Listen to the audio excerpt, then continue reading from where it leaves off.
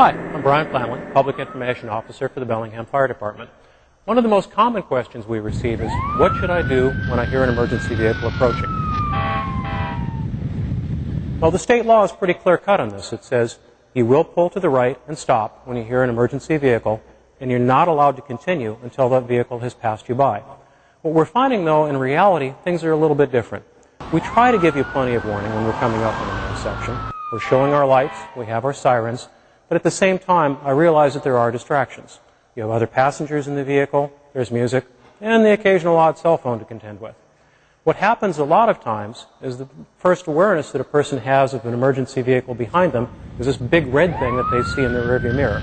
That's when panic comes in, and that's when people start doing irrational actions. And trust me, we see some irrational things out there. So what I'd like to do to you today is show you a little bit of our view on responding to an emergency. This particular unit is based at our Dema Road station. It's about 10 feet high, 31 feet long, and weighs 21 tons. It takes an amazing amount of effort to get this vehicle to stop. That's why it is so important that we have a clear path when we're going out to an emergency.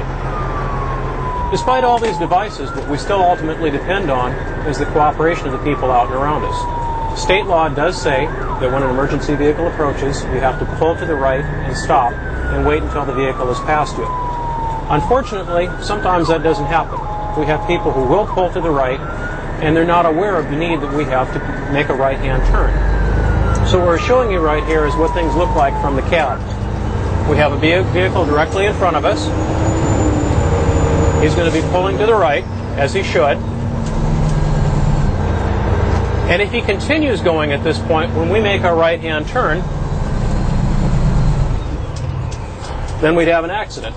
That's why it's necessary for him to pull to the right and stop and wait until we go by. So when you're out driving in your own vehicle, remember, listen for the approach of an emergency vehicle.